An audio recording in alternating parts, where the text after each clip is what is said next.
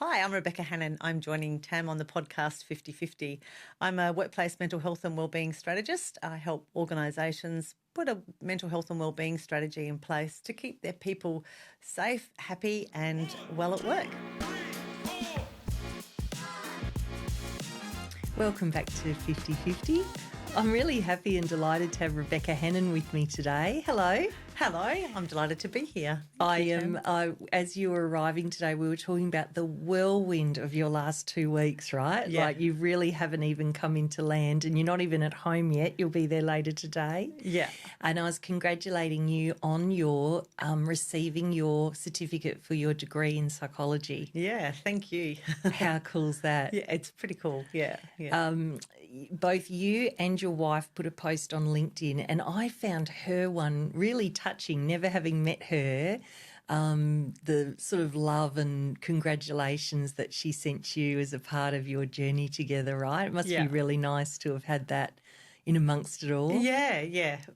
I'm getting emotional already. Yeah. Yeah, no, it was good. She's a gem and she's been really supportive, which is great. Oh, how beautiful. So you did your course online. Completely, yeah. Completely. And you were saying before we started, it's actually pretty isolating to do that, right? It's very isolating actually, yeah. And I guess what I found with it a lot too is you get a bit stuck in your head. So you can go down all sorts of rabbit holes, not quite knowing whether you're on the right track or not. It was very isolating. Did they have good support from, or was it not good enough in terms of having someone to access and ask questions of? And No, I think they have. I think they've got excellent support actually, because we would do online lectures, and then once a week there would be collaborate sessions, which were live sessions, which I generally attended all of them. And if you got stuck, you reached out to your lecturers, so they were always very accommodating. But it's not the same as seeing somebody face to face and being in a room and getting that collective intelligence from other people as well. Yeah, it is. It's such a new world for all of us, isn't it? I don't know how you find it in your current work, but I really, really prefer being in a room with someone than virtually. Even though it's fine, like once you know someone, I find once I've met someone in person, I can work with them pretty happy virtually, but I still would prefer. There's something magical about being in the same space. There is. There's a different energy to it. I do like quite a bit of online presenting as well as face to face, and I've also participated in it a lot. Obviously, with doing the degree, so I got very used to doing it online. But I think you form better connections. And you can pick up the feeling of a room much easier than what you can do if you're online. Yeah, we've got our business discern, and Andy, thank Jesus, does a lot of our training now, as I've wanted to do less of it. And, of course, quite a lot of it has now been online. And I'll say, how did the session go? And he'll say, look, I got good commentary at the back, but, of course, it did feel like shouting into the void. Yeah, it does. Yeah, very much so. I think that's the piece. Yeah. I think it really takes something to be able to use the energy we use as speakers or trainers or coaches and not have that feedback that you have when you're sitting with someone. Yeah. Yeah. Amazing. And often rather than listening to conversations, they're often like a chat box and those sorts of things that happens, which is good, but that can also be distracting, rather than a conversation as such. Yeah, that's right. When people have the messages coming down the side and how much attention goes into that. So that's probably a good segue into some of the work you're doing now. And we'll talk about historically. Yeah. I always say to my guests, I've done a bit of research, so I know a bit about your background. And, of course, you've had quite different work lives over time. Yeah. So what is it that you're doing these days as your main work as Rebecca Hannan? Yeah, so it is pretty diverse. There's two very clear sides to it. So one is in the suicide prevention space. So I do a lot of presenting on preventing suicide. I've actually just come back from Derby doing talks about suicide to the prisoners up at Derby. Wow. Yeah, which was incredible. I sort of still feel a bit emotional about even going up on and doing that. I think we might need to talk about that a bit more. That's quite extraordinary. Yeah. And there's a story behind that as well. So so that's one aspect of what I do, and the other aspect is mental health and wellbeing in the workplace. So I help organisations to put in a mental health and wellbeing strategy to keep their employees safe and happy and well, and also training for leaders so that leaders will know how to identify when an employee isn't going so well, Yes. how to have the conversations and how to make the reasonable adjustments for them. Oh, wonderful. As you will have heard on different podcasts and different guests I've had here, that I have a real passion for this, making the difference to people being treated as humans, cared for, being safe, psychologically safe. Yeah. I'm curious where your passion for it came from, but I'm sorry, I have to go back to Derby. Yeah. Because I was like... It's all interlinked, so it's... Okay, perfect. So I saw a post of yours, I think it was only yesterday, and you were standing on the Derby jetty. Yeah. You grew up there. Yep. It's such a place up there. Like, someone that was born and bred there, you will have such a deeper understanding of it than me. But when I think of the times I've spent in the Kimberley, it's like nowhere else, right? Yeah. Like, energetically, the size of it, the beauty of it, the wildness of it, the danger of it. It's really an extraordinary place. It is. It absolutely is. And it's something that never, like, it's in your blood. Like, it's after you've been up there, I don't know, I just love it. Like, I went up there and it was like, my gosh, no matter how many, because it was 40 years ago that I left. But wow. you go back and it's like, oh, I'm home almost. So yeah, did it have that feeling that you're home? Yeah. Were you there your whole childhood, like born and bred? No. So we went up there, back in 1979. Oh, there you go. Yeah, so we were, I had just turned 10, I think, at the time. So fairly formative years. Yes. And we left when I was 15. And the main reason was we left, my dad didn't really want to leave. He wanted to stay up there. But we were finishing school and there wasn't much options for... to go on with. Yeah. And, sort of younger girls growing up there, they sort of wanted us to spread our wings a little bit more. Yeah, that makes sense. When you said 1979, the first thought that popped into my mind, because we're only a couple of years apart in age, it was the 150th anniversary of the Swan. That's what I thought of, the Swan too. Yeah. And I think I might have been in grade 1 or 2 and it was quite a big event. Yeah. Our 150th. Yeah. We must be coming up to our 200th in 2029. Yeah, we must be too. There we go. Wow. Might be a little bit of a different celebration. Yeah. But do I have a memory? I can't imagine we were that progressive back then, but was the swan partly the Aboriginal colours, or is it just that I want to remember it that way? I remember the colours as being that, but I'm not sure that was... the commentary. Yeah. I feel like it was the colours. Yeah. But, we weren't up there with the times. No, so not at all. No. Yeah, quite far God, from we it, could do a actually. whole other conversation about that, couldn't we? Yeah. So you're up there with you're right, these really formative years. Like, you're in that sort of transition from young girl to young woman when you're up there. I don't know Wyndham. I've been to Derby. I used to live in Broome a long time ago. But I haven't been to Wyndham. Yeah. So what was it like being there? Were you in the town? Were you okay? Yeah. So we were right in the town. It would have been a very small, I don't even know what the population would have been back then. Back then the meatworks was on, so I guess it was a fairly transient community. Yes. So that was on for 6 months of the year. So for 6 months of the year it was almost like a ghost town, and the other 6 months it'd pick up because all the meat workers would come into town to So processing cattle off the stations and stuff? It was a full abattoir, yeah. Oh, wow. Yeah.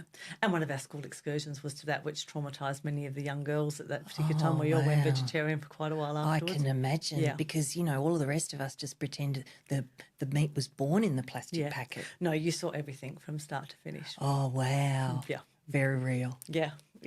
I was sharing with a friend the other day. I was having lunch with a lovely friend and there was some pigeons around the bottom of the table, as there is when there's crumbs.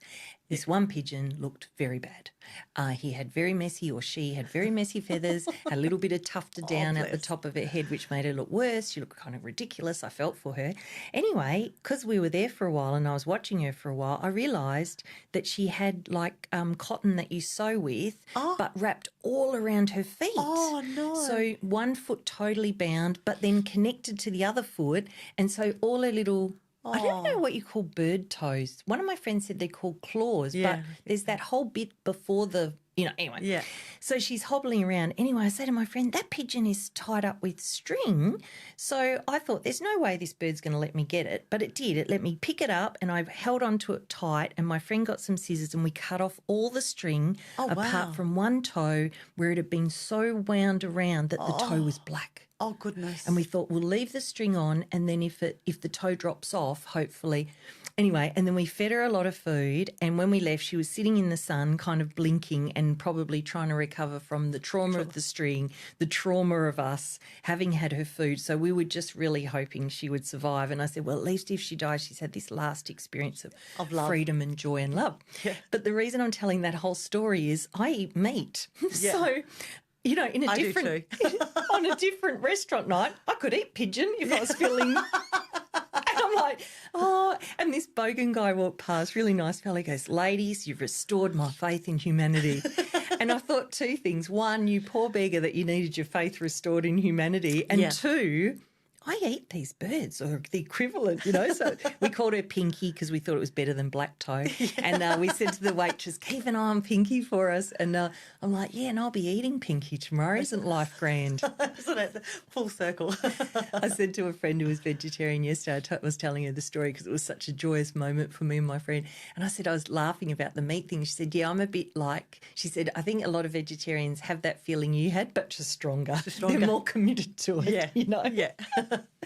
So you're there in your sort of young teenage years, and then you go back up to Derby. You're on that jetty. I could feel the jetty, that beautiful sunset behind you. Was it sunset or sunrise? Yeah, sunset. Yeah. And then you go and were you talking with the prisoners? Yes. Come on. Yeah. Come on. Can you tell us about it? I can. Yeah, I can tell. I can definitely tell a little bit about it. Okay. So, so basically there was two of us that went up there. We did presentations firstly to the men that were incarcerated men. Yes. And then we went over to the women's side and spoke to the women as well. Yeah. And it was such a they were really, really engaged. Like, it was probably one of the most special presentations I think I've ever done. Oh, wow. Yeah. For lots of reasons. I mean, I guess like I have a close connection to a lot of the mob up there because I grew up with a lot of them, and suicide is so prevalent in their communities, and it's tough because there was barely a person in there that hadn't been touched by suicide in some way, shape or form. So really important conversation. And a important factor was that there was a First Nations presenter as well. And that was just like the lady that I was with, Rosalie, was just beautiful. Like, just listening to her acknowledging country on the way in. Like, we stopped outside the prison and picked up the earth and sort of rubbed it on her hands and her arms, and she acknowledged the traditional owners. There was this beautiful big baobab tree there, and we're both just acknowledging them together. And it's an interesting feeling when I felt very privileged. It felt like a massive responsibility to do that, but also very privileged to be able to do that sort of work. And all of them actually wanted the talks to go for longer. Which is fairly interesting and important as well. So there's so much that you bring to mind when you talk about that. We might have to have a totally separate conversation, but I was once lucky enough to go along to the women's prison in Perth on Reid Highway there. That escapes my mind, the name. I drive past it all the time. The women's prison on Reid Highway. Banjup. I think it was. Banjup, yep. Thank you, it's Bandy Up. And I was looking to do there was a lady that had developed these programs called Standing on Solid Ground, and it was emotional intelligence kind of programs, and it was to help the women. And I went along, and it was very exciting, of course, because it's a whole other world, and very tragic because it's a whole other world. Yeah. But the experience I had with the people in there, I wasn't running it, I was just observing, was the level of openness, vulnerability, and I think as you were just talking about Derby, the thing that comes to mind the quickest for me is people's misunderstanding about one another or their ability to quickly and tribally label someone or some situation and not get the heart of that person. Yeah. Yeah. So you must have met all these hearts. Yeah, and huge. Yeah, which was incredible. So, yeah.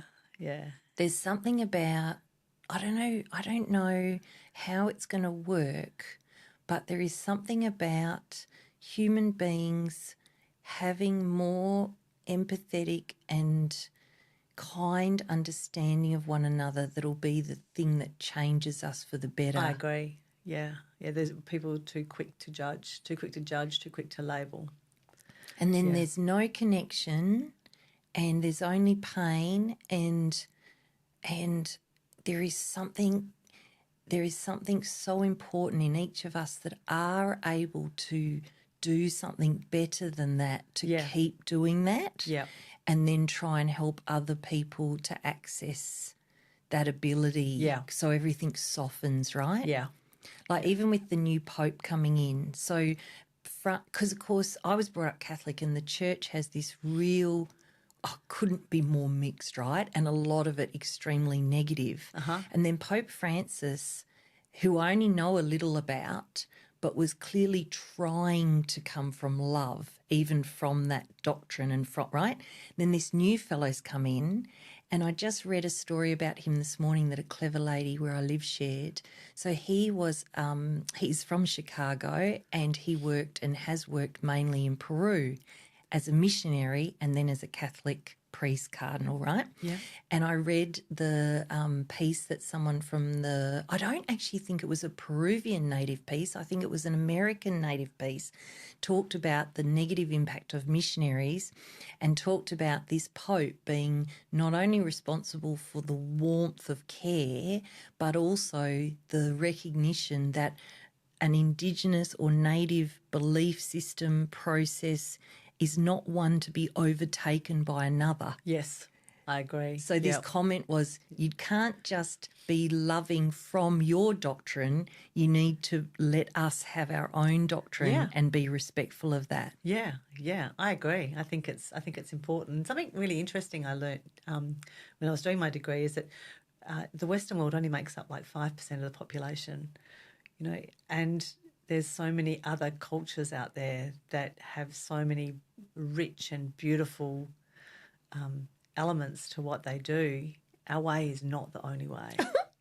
Not only is it not the only way, right? Like if you actually look at culturally what the Western world is like, the lack of depth, the lack of faith, the lack of community, the confusion around money and commercialism, and it's really sad, right? Yeah. It's like that we talked about it, Danielle and I, where I'd read a fellow talk about the Western world, and his acronym was WEIRD. Yes, Western, educated, industrialised, and I always forget the next two. I do too. But it is, and now they're not particularly negative words, but it's weird, educated, industrialised. I'm going to have to look it up. Thank you, because it's escaped me. We can either do whole music or Grayson or pause now while I look it up. But it's so true to say that... Is it democratic? Yes. And revolution? No, democratic, there's something else, Weird acronym. I think you're right about democratic. Here we go.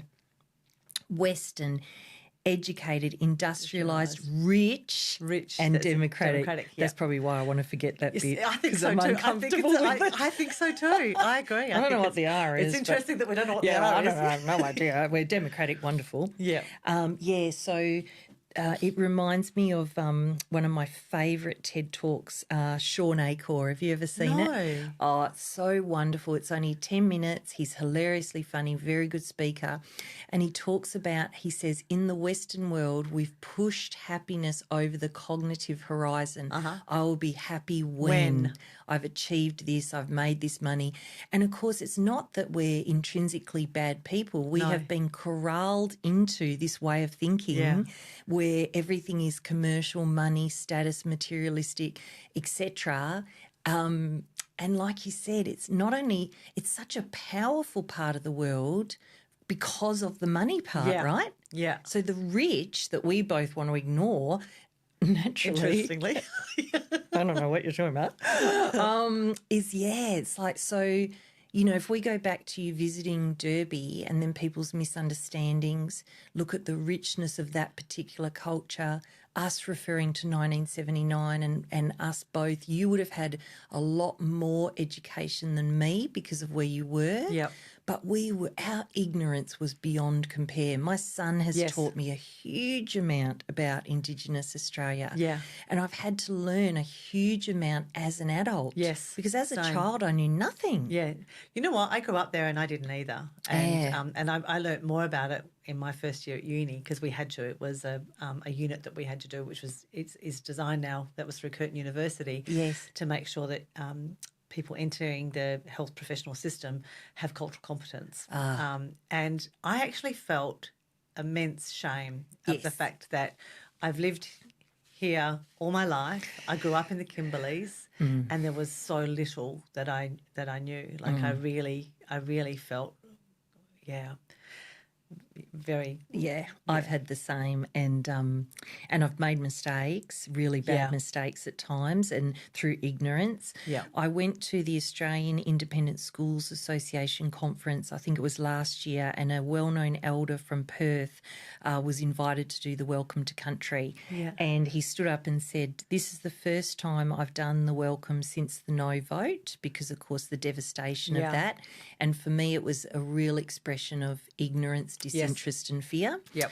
And some clever lobbying on the no side, combination of those things. I had to really research to make my own decision. It took a lot of effort. Yes. And I get why for a lot of people who hadn't gone down the path you or I gone down were like, fuck it.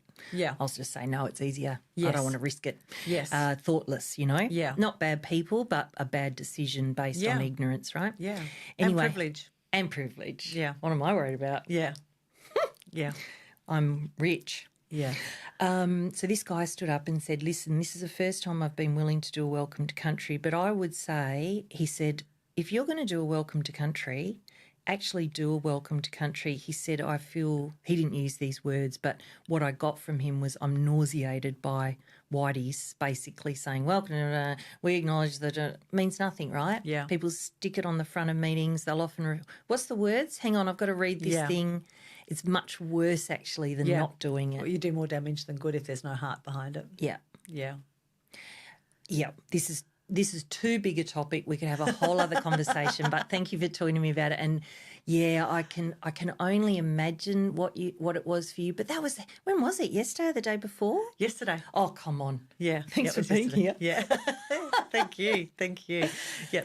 But there is another aspect to it, which I think is probably also equally as interesting because it does all link up. So my father was a prison officer when we were up in Wyndham. So that's where the whole connection to it comes from. And as a child, we used to go into the prisons. They'd have movie nights, and we'd sit down with them all, and we'd watch movies together.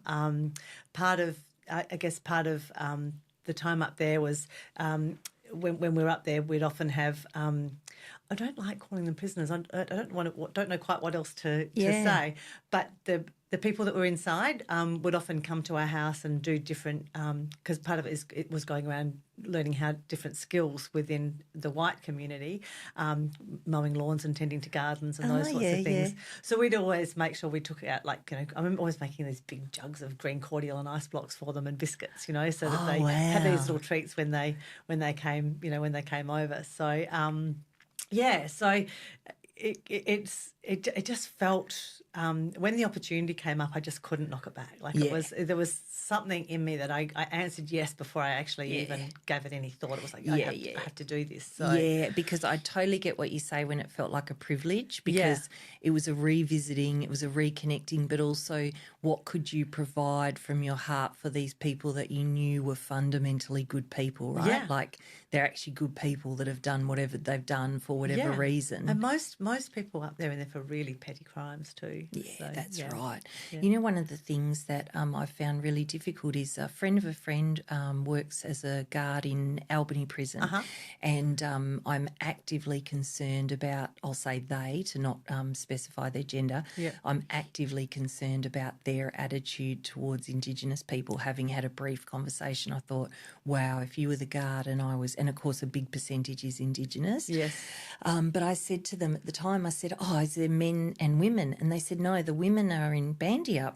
And I said, the Albany women are in Bandyup? And they said, yeah. And I said, so their family has to come up to... And they said, yeah. And I was like, that's very unreasonable. Yeah. Yeah, it is. Albany's 5.5 hours. Yeah. People can't afford flights. What are they doing, having these massive trips up to Perth? Yeah. And I thought, just from a human rights basic perspective, that's not cool, man. Like, yeah, you got to have, especially with the whole, you know, BS. I think it's probably BS. Hopefully, it's not as BS as I think cynically, but the whole, you know, revitalisation, or what do you call it, rehabilitation element of being in custody. Well, how are they doing that when they're away? They can't connect with their people. They're not on their land. Yeah, that's what I was going to say. Yeah. They're not even in their space. Yeah, yeah, it's very hard, and being on their country is something that is so important, right? To the mob, like wherever they go, it's important to be on country. So, and being away from their country is really hard. Yeah, yeah, and it goes back to what we were talking about people, where people are from, and these ancient cultures where they've developed their place, their way of living, their way of supporting the land. And, you know, of course we know, if we look at the situation we're in now in the world and the climate and everything with these children of ours that we're worried about, that has not come from the native peoples. No. And if it has, it's come from them being brought up into the industrialised world, right? Yeah, totally. This is how we do it now. Yeah. Churn and burn, baby. Yes. It's all working out beautifully, isn't it? Yeah. We've got to do what we can do. Yeah. Right? Yeah, we've got to do what we can do. Yeah.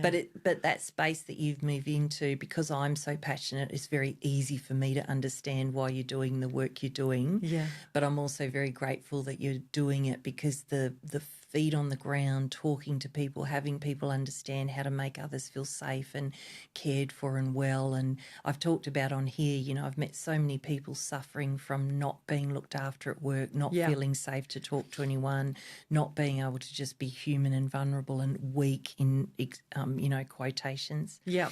One of the things I noticed, though, when I was doing my research about you, you've had massive career change, right? Because you're in a totally different world for a really long time. Yeah. And there was elements of very strong customer care, but very commercial, very sales orientated. Yeah. So what did you do in the years prior to working as yourself in the work you do now? Oh, there was quite a bit, actually. Yeah.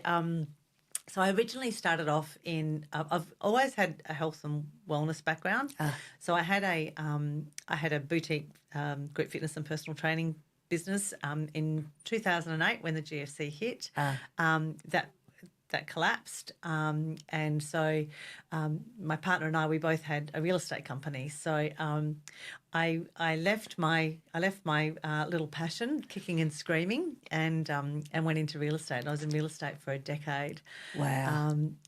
And I loved it. I learned a lot of skills while I was doing it.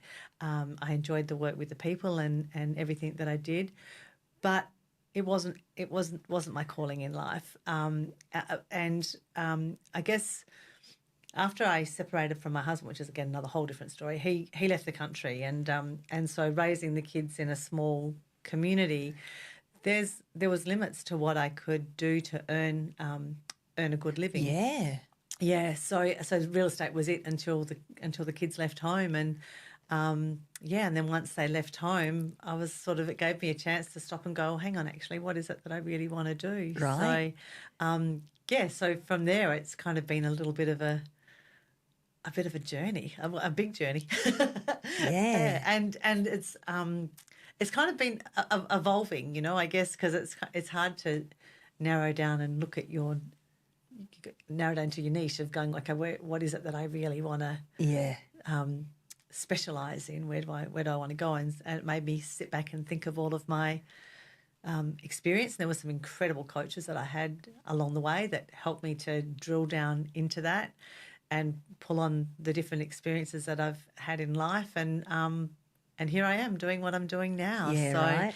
yeah. But there was some real hardship in there as well. So I guess some defining moments into how I ended up getting into it was, and it kind of probably completes the story with stuff. So my dad, as I mentioned before, was a prison officer. He was also an ex-SAS soldier from the Vietnam War. So Dad had lived for many years with undiagnosed post-traumatic stress disorder. Then his time in the corrective services wasn't great. He was the responder to 3 people who had died by suicide. And at 55, he was totally and permanently incapacitated. So I guess I saw firsthand how much damage workplaces can do. I mean, that's a very extreme side of things, but that had a really big ripple effect in our family, you know, sort of. I mean, I think I was about 18 or 19 when Dad retired, so life was pretty chaotic back then. And I think just growing up in a fairly chaotic household, very stressful household. I guess I didn't take very good care of myself either. It just I'd exercise to the end, and then I'd exercise hard, I'd play hard, everything was go. And I suppose there's a bit of military upbringing, going on there. And Dad didn't take good care of himself, so he ended up with early onset dementia. And there was a time where we were looking after Sonny's mum. My granny wasn't well. She'd moved in with my mum, so Mum was caring for my dad and my grandmother. We had a lot of stress in our life because we had a business that folded, so we were under extreme financial hardship as well as trying to make ends meet. Wow. And one of our children wasn't going so well either. And I remember one day just stopping and going, oh, my God, I'm surrounded by all these people that aren't taking care of themselves, and I'm one of them, and I've got to change this. I'm just seeing this whole generation. Well, there was 1, 2, 3, 4 generations of people that weren't in a very good space. Wow. And so I kind of it's been like a 10-year unfolding journey of rewriting the story, really. Yeah, wow. And like the size of doing that, the difficulty, the bravery, the beauty, it's no joke, is it, doing something like that? It's hard and it's messy. Yes. And it's really bloody uncomfortable. Yes, good summary. I agree. And, and I don't have comparative difficulties, and I can think, as I've been trying to go, what is the real thing? What's the real expression? What's the true me? It is messy, and that's without all of those factors.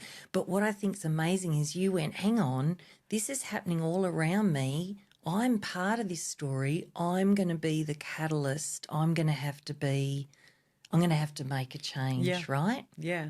Well, I knew I had to be, for change to happen within my own family, I had to change how I was operating as well, and had to be a role model. Yeah. And while I thought at the time I was being a good role model, when you really look at it, I certainly wasn't. Yeah, well, that's that thing, right? You look back, I was telling you, Danielle, earlier about you learn something new and you go, I thought I already had that covered. And then the next layer, and then you go, and I know it'll just keep happening for the rest of my life. Whereas I get to this point, I go quite comfortable and confident. I've got that now. Yeah. And then time goes on, I go, what the hell was that? I was nowhere near it. It was nice to feel good for a little while, but I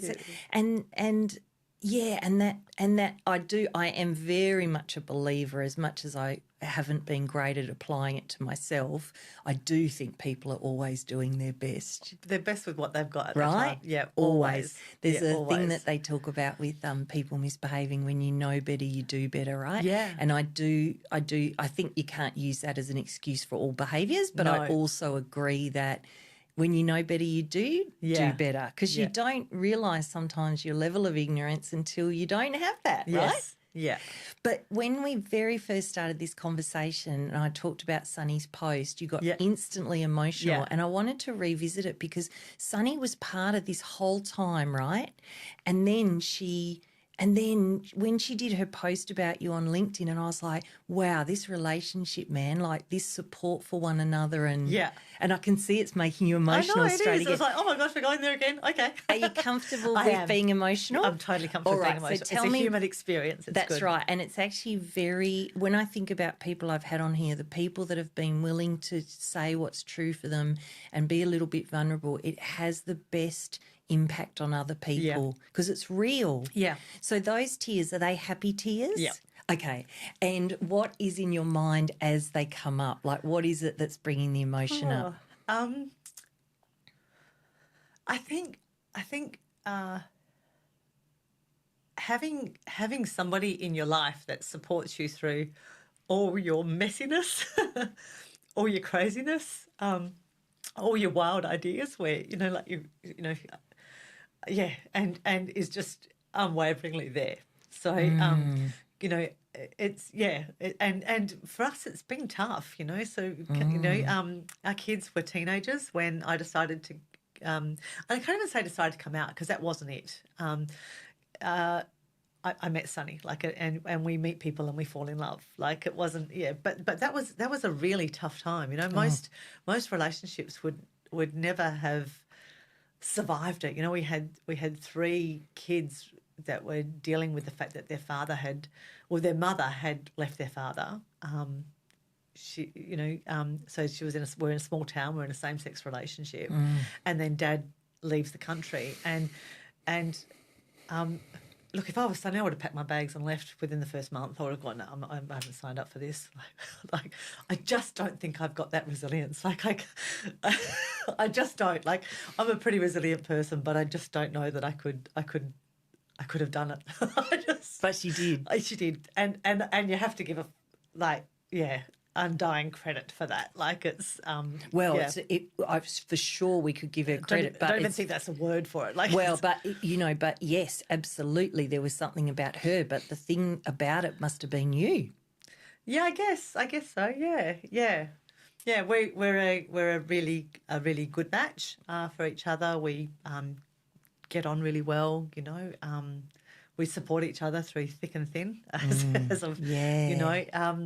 And she's just always there no matter what, And I think also growing up in a household where there was a lot of stress, a lot of financial difficulty, all of those sorts of things.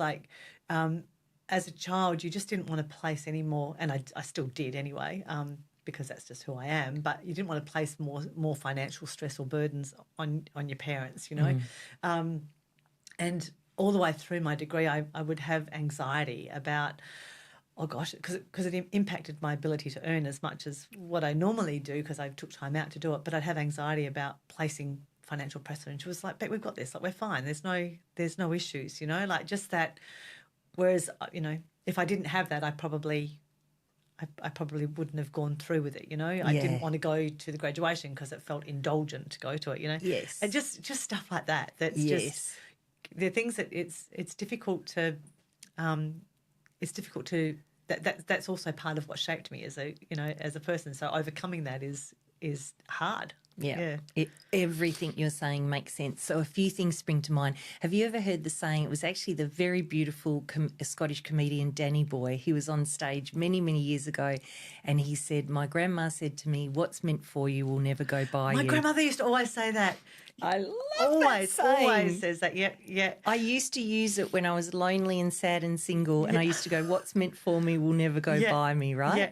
So when you were saying to that story, I thought, what was meant for you could never go by you. So Sonny couldn't go. Yeah. And then I've said to other friends with, long marriages or long partnerships, it seems like, I'm no expert, but it does seem like when it's right, even if you try really hard, it's really hard to mess it up. Yeah. And vice versa. Yeah. If it's wrong, you can try so hard. Yeah. And it just can't get just there. Doesn't come together. There is something magical about the meeting of particular people where the love and commitment from whatever place it comes is like, you are my person and we are going to do this thing and we are committed to doing this thing. Yeah. I think it's quite extraordinary. I think relationships, I remember my brother saying years ago, he goes, yeah, rightio, the Dalai Lama, whatever, he's single, he's got servants, he's not married. And I was like, good point. Like those of us in long relationships, difficult children situations, parent situations, that is the spiritual practice. Yes. Right? Yes. But also what you said about her being there for you. And I got the sense of having someone in your corner and coming from this strength and independence and lack of security, and I can relate to all those things, and having friends or relationships where they are there for you, right? And my husband, Andy, is there for me, and in the same way Sunny is, and because of my own history and my parents' marriage, I have to remind myself that it's the truth. Yes. Because of my own patterns, I will have it that he's not there for me, even when he has absolutely 100% been there for me, right? Yeah. So when you say it, it's inspirational for me to continue to allow myself to get in touch with the fact I have someone really on my side. On your side, yeah. Yeah, and other friends occur to me, but also who occurs to me is the person who's always in this room, who's Danielle, who has been, we started as client and what was I? I was coach. Well, I was trainer first, right? So client and trainer, then client and coach. Then we became friends. I don't know if you've heard us talk about it, Rebecca, but we went out for lunch and Danielle said, I think we should be friends. And my immediate reaction was like, what? And I was like, oh, no. And then I said, I don't know why I'm having this, because I felt safe with her. I said, I don't know, I'm having quite a strange reaction. And she said, is it because then you'd have to be more vulnerable with me? And I said, yes, that's what it is, because when I'm your coach, it's about you. I'm bulletproof. You don't get to see the messy bits of me. And even though that actually wasn't long ago, I can feel the change in me between then and now. I feel much more comfortable with, here we go, let's see the whole show. Yeah. But back then I was like, yeah, but I'm together when I'm with you and you think I'm awesome because I am being awesome. And you are awesome. Thank you. Very, very nice. Thank you. And yes, that's true. I am, right? I am awesome. Yeah. And Danielle, for me, like, I don't know about you with Sunny, but she will do things. I can think of another friend as well, and I don't want to particularly draw out friends because I have lots of friends and I love them for lots of reasons, but I have friends that are more that for me, what you're describing. Danielle's one of them. Another friend of mine is one of them. And they will check in, remember that I've done something and check in. Like Danielle welcomed me back from Bali when I came back from a holiday. She knew when I was going to be back. Yeah. And that doesn't sound like a big thing, but for me, who's created a whole prior existence of complete independence, I don't need you, I don't need anyone, you don't need to check in on me, I'm as tough as nails, that whole story I created was like, she knows I'm back from Bali. Yes. And the warmth of that, right? Yeah. That's what I can feel when you talk about Sunny, that beautiful, joyous warmth of this other human that is safe, your safe space, and is unwavering. Yeah. No wonder you wanted to cry. Yeah. Like, isn't it just... Oh, come on. Yeah. I really like Sunny. I've never met her, but I'm totally... She's pretty special. Oh, She's she pretty feels special. really great. Yeah, the kids always called her the neutralizer, sort of. So obviously, sort of our household was pretty up there, and she kind of would just come in and just sort of, How delightful. Yeah.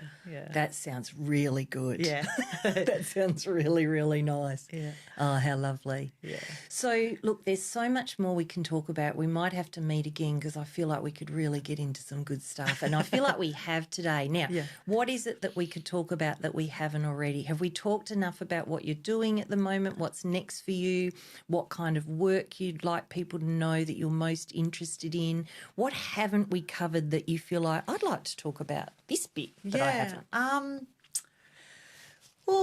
We have covered a bit, haven't we, really? So, I mean, a lot of it has been, I guess, what's coming up ahead of me. I'm a person who needs a lot of, stimulation and variety, which is probably why I do what I do, and I have different elements to the work that I do. So, yes, so coming up ahead, we'll be doing more presentations within workplaces, which is really good. I'm about to launch my new website because my old website is grossly outdated. Okay. So the person that I am now and the work that I do now doesn't even reflect what I've currently got how out there. exciting. So is it it's still going to be called yourname.com? So what do I even say the W's now? RebeccaHannan.com. Yep. No .au. No, just no, .com. Yeah, just okay, .com. cool, Yep. cool. Yeah, so and so with that, yes, I've been building my website myself for the last few weeks. So you've done it yourself. I have. Yeah, I really wanted to challenge myself with that. I kind of wanted it to be. Sometimes I guess when I built the last one, I didn't build the last one. I outsourced it, and I outsourced a copywriter and everything to do it. And she did a brilliant job. I think it was amazing. And I didn't have the confidence or the skills to do it myself back then. Whereas now I do, and I just wanted it to be me, completely me, and yeah. So that's what I've done. I've created a workplace ecosystem program, which is for workplaces to they can do it all as a 12-month program, or it can be done in little bite-sized pieces on helping people to put in workplace wellbeing strategies in their organisations. Yeah. Oh, nice. Okay, I'll have a look. So when is it launching? Oh, well, that's a really good question. I've got to get my head back into it next week. Yeah. Well, we were saying you've had the whirlwind 2 weeks, I have right? had a whirlwind 2 weeks. Really, like if I have a whirlwind 2 weeks, I need a minimum 2 weeks to recover from my whirlwind 2 weeks. I don't know about you. Yeah. But yeah, you at least need to get home and go, oh, here I am at home. Yeah, and there's been so much travelling. Like, we did the Great Ocean Road while we were over in Melbourne, and yeah, we also learned that we're not road trip girls. So there you go. Yeah. That's good to know. So what was it about the road trip that didn't work? Where you were staying, how you did it, too much time in the car? Too much time in the car. Got it. And should have slowed it down. I would definitely slow it down significantly more than that. And WA roads are quite different to East Coast roads, aren't they? Yeah. So, we're kind of thinking, 300 Ks, like how long could it take you? I was thinking Perth to Margaret River. Yeah, and you're like, hang on.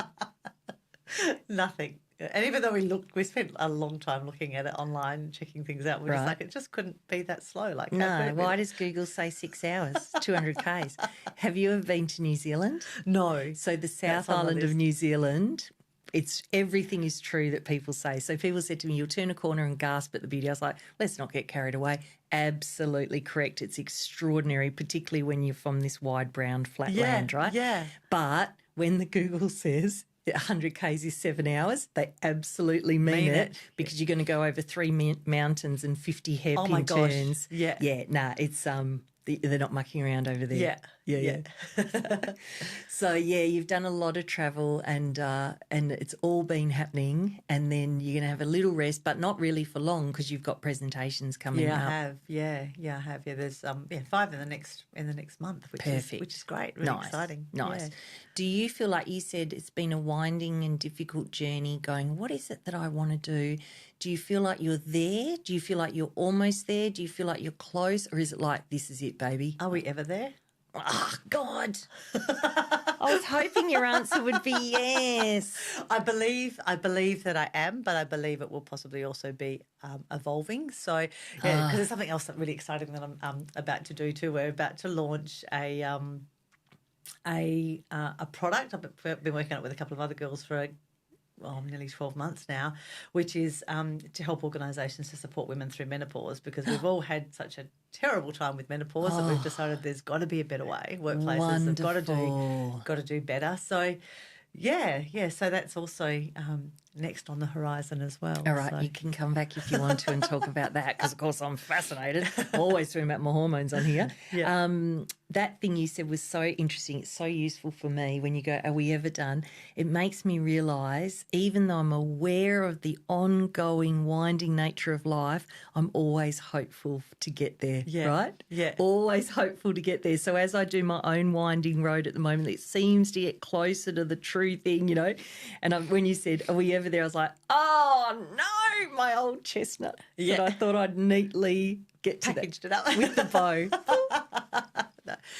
And I'm probably not going to repeat this correctly, but there's that saying in Buddhism, isn't it? Like Buddha sat under the tree of I'm finally enlightened and I'm there, and that was the end, and so yeah. That's right. It's like, hang on. Yeah. It's like that. I'm not ready for that yet. No, it's like when they say something about getting old better than the alternative. Yeah. It's kind of that same idea, right? If there's nothing left to learn, then maybe one's journey on this planet is. So you're right. Yeah. Let's keep going with the mystery. Yeah. It's nice. I feel like it's much nicer when we're close to the true work, right? Even though it might not be exactly like still there's stuff to unfold. If I think of the work I've done, certainly for the last, probably since discern, but it narrows, Yeah. gets closer. It is a lot more comfortable than, hang on, this isn't it. Knowing this isn't it, that's much worse. I don't like that this isn't it feeling at all. Yeah. It's where you feel stuck and unaligned, out of alignment and resentful. Horrible. Yeah. Well, we're not doing that anymore. No. Yes, I'm a long, long way from that. No. I actually feel like it's like in terms of where I'm at with what I'm doing is definitely there. It's just going to get. It's just going to get better because there'll be more things that will come along that I'll dive deeper into and get a bit nerdy on. Yeah, how cool. Isn't it nice? Because getting nerdy on it is fun, yeah. How lovely. Yeah, I was talking to Danielle earlier and we were saying how lucky we were to be at this time and point in our lives and the amount of joy and abundance and opportunity. And I partly feel grateful to myself for having made certain choices. But like I've said to her before, I also really feel lucky because if people are always doing their best, then, aren't we lucky that our best resulted in this wonderful outcome? Yes. Right? Yeah. And someone else's best might not be able to get to such a wonderful outcome. So I feel really grateful and blessed, like, so lucky. Yeah. How awesome. Yeah. Yeah, definitely. Cool. So maybe we'll meet again and talk more about menopause, your new website. We could talk more about Native Indigenous Australia. We could probably have a couple of conversations. I would love that. If you're up for it. Yeah, absolutely. Yeah, I'd love it too. How nice. Yeah. Shall we wrap it up now, do you think? Yeah, sounds okay, good. cool. Well, thank you very much for being here. I've really enjoyed it. I've loved it too. Thank you so much. Yeah, cool. You're welcome.